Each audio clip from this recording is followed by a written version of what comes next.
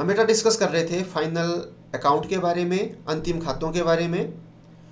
तो इसमें हमने जाना था कि फाइनल जो अकाउंट है, अंतिम खाते हैं, उसमें हम एक तैयार करते हैं ट्रेडिंग अकाउंट, एक करते हैं तैयार प्रॉफिट एंड लॉस अकाउंट, और एक तैयार करते हैं हम बैलेंस शीट। ठीक, तो फाइनल अकाउंट क्या है इसके बारे में हमने जान लिया था, और ट्रेडिंग अकाउंट के बारे में भी हमने जान लिया था कि ट्रेडिंग अकाउंट क्या होता है, इसके बारे में बेटा हमने जान लिया था। तो आज हम जो हैं आगे चलते हैं। तो आगे ट्रेडिंग अकाउंट के बाद जो है बनता है प्रॉफिट एंड लॉस अकाउंट बेटा बनता है। तो आपको मैं सबसे पहले स्क्रीन करता हूँ शेयर, और स्क्रीन शेयर करने के साथ साथ आपको फिर मैं समझाता हूँ प्रॉफिट एंड लॉस अकाउंट के बारे में।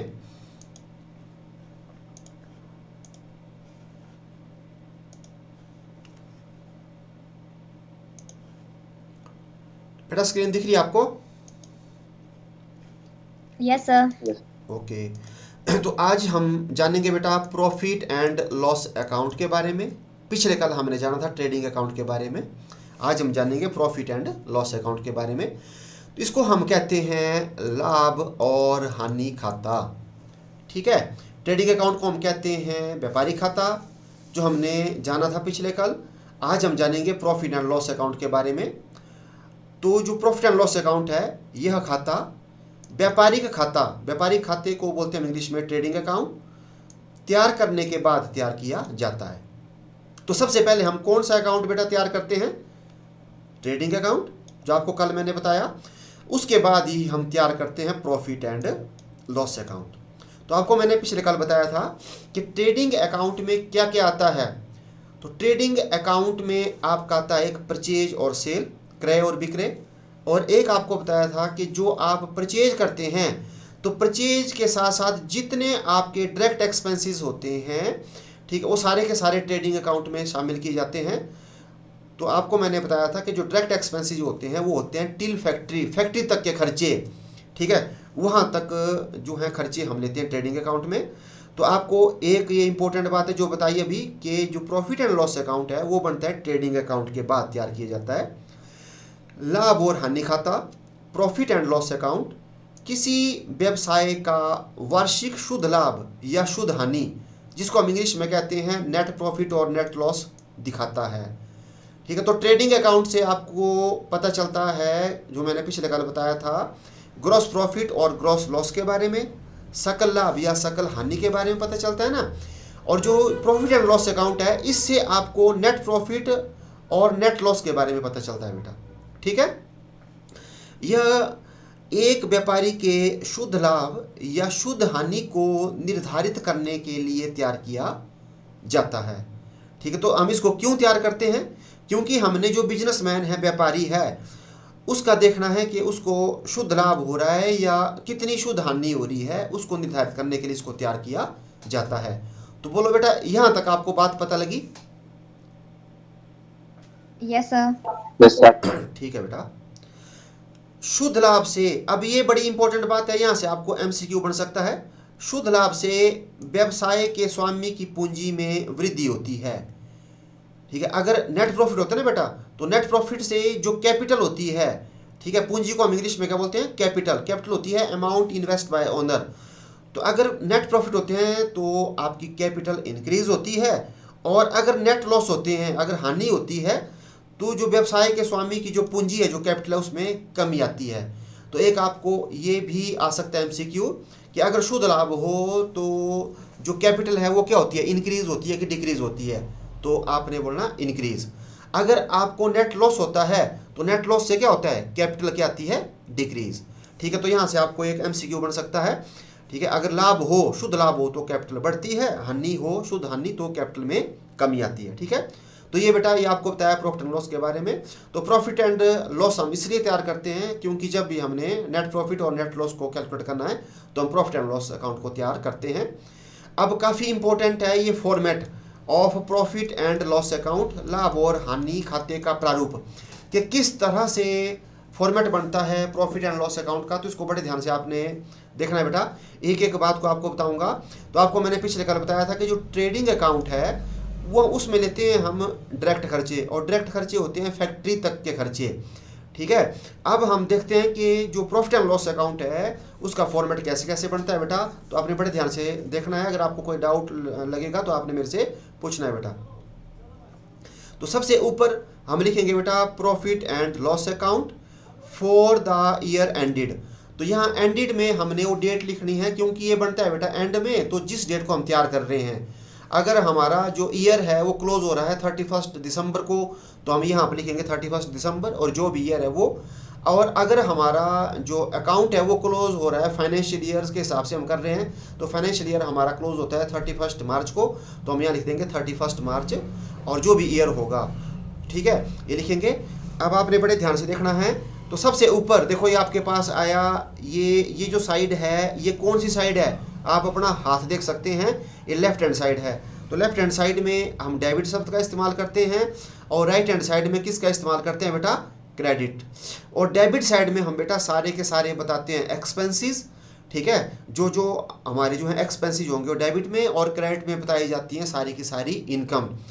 और इसके साथ साथ अब एक बड़ी इंपॉर्टेंट बात है कि जो हमारा डेबिट साइड है उसमें हम टू का इस्तेमाल करते हैं। किसका इस्तेमाल करते हैं, टू का। और जो क्रेडिट है, क्रेडिट साइड में हम किसका इस्तेमाल करते हैं, बाय। तो ये मैंने टू और बाय क्या कर दिया, ऊपर लिख दिया। और ये जितने भी मतलब आइटम्स नीचे हैं उन सब से पहले डेबिट साइड में टू का इस्तेमाल करेंगे, और क्रेडिट साइड में हम बाय का इस्तेमाल करेंगे बेटा, ठीक है। तो देखो अब जो प्रॉफिट एंड लॉस अकाउंट है वो बनता है ट्रेडिंग अकाउंट के बाद। और ट्रेडिंग अकाउंट से आपको किस चीज़ का पता चलता है, ग्रॉस प्रॉफिट या ग्रॉस लॉस का। तो अगर ट्रेडिंग अकाउंट में ग्रॉस लॉस निकले हुए हैं तो सबसे पहले आप देखो उनको बताएंगे, यहाँ देख सकते हैं आप स्क्रीन में, टू ग्रॉस लॉस। ये कहाँ से आए हैं, ये आए हैं transferred from trading account, trading account से आए हुए हैं। और अगर ट्रेडिंग अकाउंट से प्रॉफिट निकले हुए हैं, जो मैंने आपको बताया था कि प्रॉफिट कब निकलते हैं, जब क्रेडिट साइड ज़्यादा होती है डेबिट से तो प्रॉफिट, और जब डेबिट ज़्यादा होती है क्रेडिट से तो क्या होता है, लॉस। तो अगर लॉस निकले हुए हैं तो वो डेबिट में लिखेंगे हम टू ग्रॉस लॉस, ठीक है। और अगर प्रॉफिट निकले हुए हैं तो हम लिखेंगे बाय ग्रॉस प्रॉफिट, ठीक है। ये कहाँ से आए हुए हैं, ये आए हुए हैं ट्रेडिंग अकाउंट से। तो जो प्रॉफिट एंड लॉस अकाउंट है, प्रॉफिट एंड लॉस की शुरुआत होती है बेटा ग्रॉस प्रॉफिट या ग्रॉस लॉस से। अगर प्रॉफिट आया हुआ है तो हम क्रेडिट साइड में बता देंगे, लॉस आया है तो हम डेबिट साइड में बताएंगे। तो कोई एक आएगा, या तो प्रॉफिट या तो लॉस। बोलो यहाँ तक आपको बात पता लगी कि लगी बेटा पता, फिर आगे चलते हैं हम। सर ठीक है। अब बेटा अब हम देखते हैं खर्चे। तो यहाँ पर आ जाते हैं सारे के सारे खर्चे जो इनडायरेक्ट होते हैं, डायरेक्ट एक्सपेंसेस आ जाते हैं ट्रेडिंग में, फैक्ट्री तक के खर्चे। और फैक्ट्री के बाद जो सामान चल जाता है ऑफिस में, तो देखो यहाँ एक हेडिंग लगाया है हमने, ऑफिस एंड एडमिनिस्ट्रेशन एक्सपेंसेस, ठीक है। तो जो ऑफिस के जो खर्चे होते हैं वो हम लिखेंगे। तो ऑफिस में कौन कौन से खर्चे होते हैं, और इनके ये हो गया बेटा हेडिंग।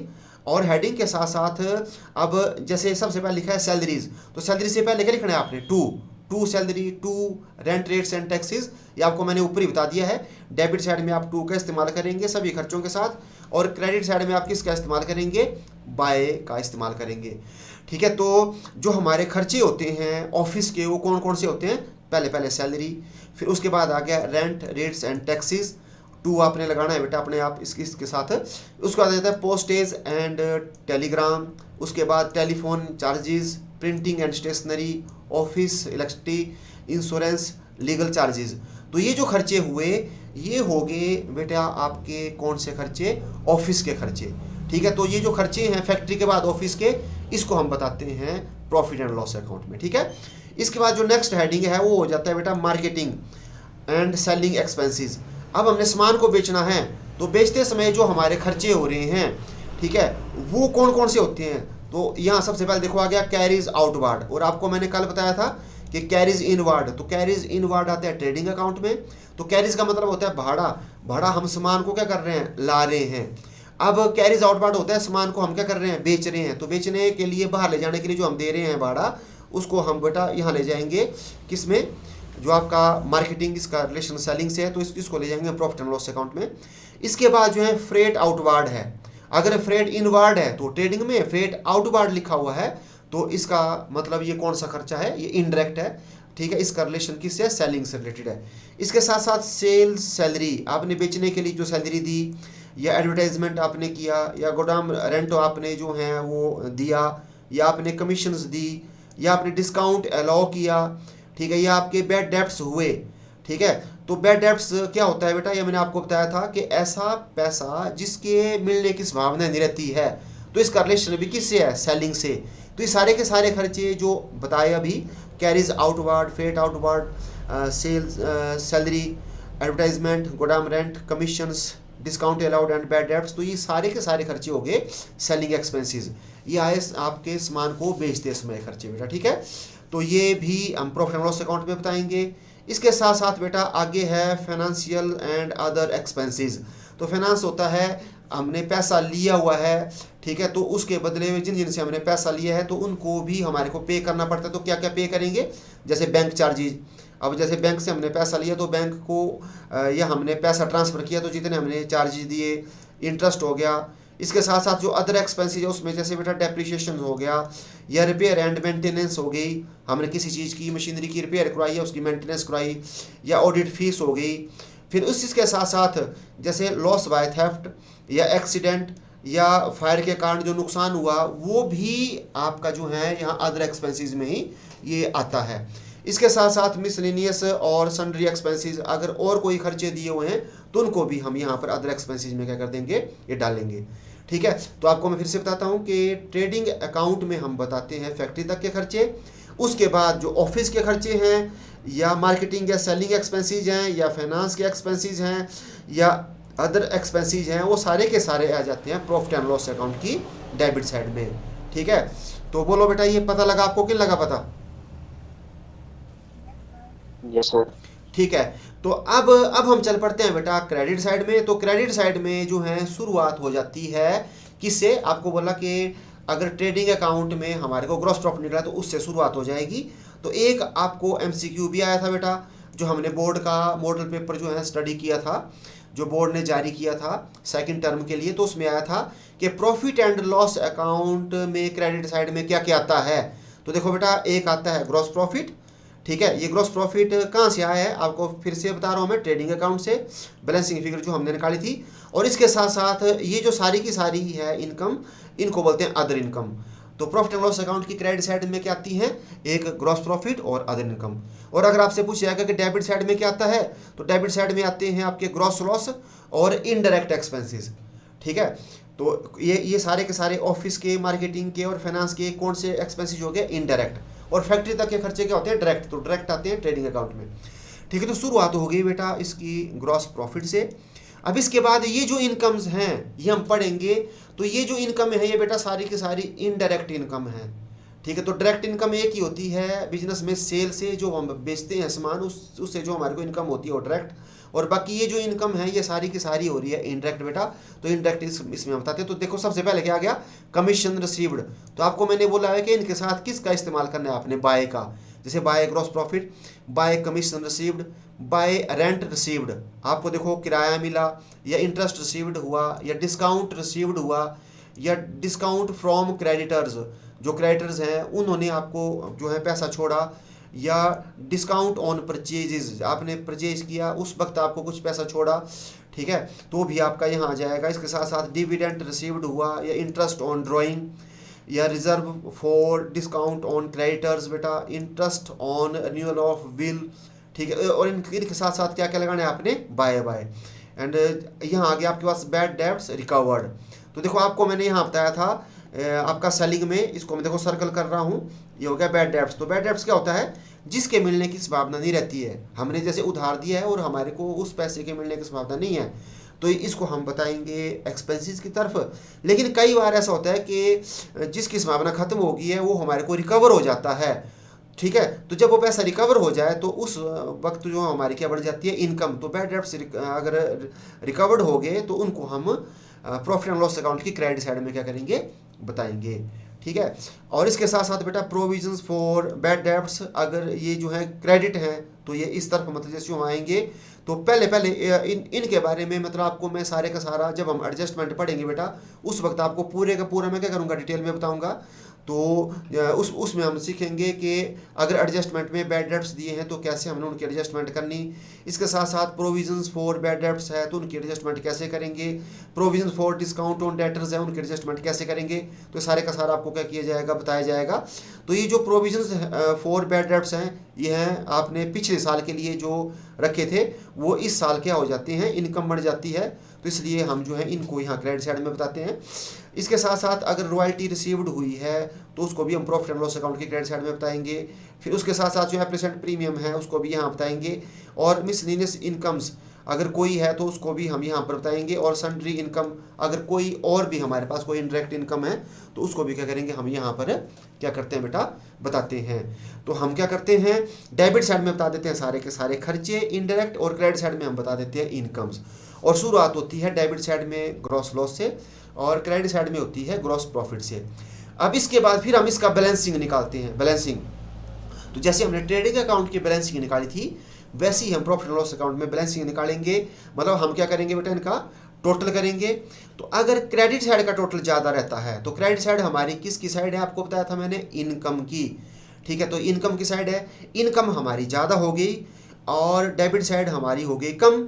तो इसका मतलब जरूरत किस तरफ को रहेगी, डेबिट साइड में। तो जो बैलेंसिंग फिगर वो हमारा आएगा बेटा नेट प्रॉफिट। क्या आएगा, नेट प्रॉफिट। देखो ये जो मैंने सर्कल कर दिया तो ये आ रहा है बैलेंसिंग फिगर, तो नेट प्रॉफिट, और इसको हम ट्रांसफ़र कर देंगे किस में, कैपिटल में। तो आपको मैंने बताया अभी थोड़ी देर पहले कि अगर नेट प्रॉफिट हो तो कैपिटल इंक्रीज होती है, और अगर लॉस हो, नेट लॉस हो, तो कैपिटल क्या होती है, डिक्रीज।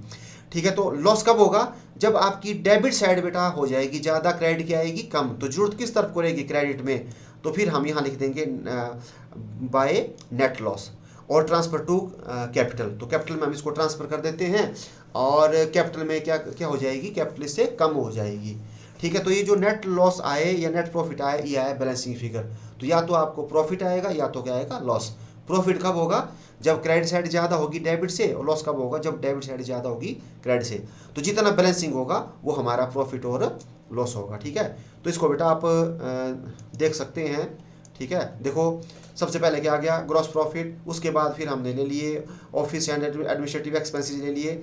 इसके बाद फिर हमने मार्केटिंग एंड सेलिंग एक्सपेंसेस ले लिए। इसके बाद हमने फाइनेंस एंड अदर एक्सपेंसेस ले लिए। ठीक है, तो ये हमारे हो गए प्रॉफिट एंड लॉस अकाउंट का डेबिट साइड। और ये जो नेट प्रॉफिट है ये आ रहा है बैलेंसिंग फिगर। हमारी क्रेडिट साइड ज़्यादा थी डेबिट की, तो इसको हम ट्रांसफ़र कर देते हैं कैपिटल में। और इसके साथ साथ ये हमारी क्रेडिट साइड थी, तो हम इसमें करते हैं बाय ग्रॉस प्रॉफिट से इसकी ओपनिंग हो जाती है अगर प्रॉफिट है। और इस तरफ हम सारी की सारी ले लेते हैं इनकम, जो इनडायरेक्ट इनकम्स हमारी होती है। ठीक है, और अगर हमारा जो है डेबिट साइड ज़्यादा है, क्रेडिट साइड कम है, तो फिर क्या जाते हैं टू नेट लॉस। इनको हम ट्रांसफ़र कर देते हैं किस में बेटा, कैपिटल अकाउंट में। तो बोलो बेटा, आपको पता लगा प्रॉफिट एंड लॉस अकाउंट के बारे में? Yes, sir. Yes sir. हाँ, कोई डाउट किसी को? No, sir. तो आज बेटा हमने किसके बारे में जाना, आज हमने जाना प्रॉफिट एंड लॉस अकाउंट के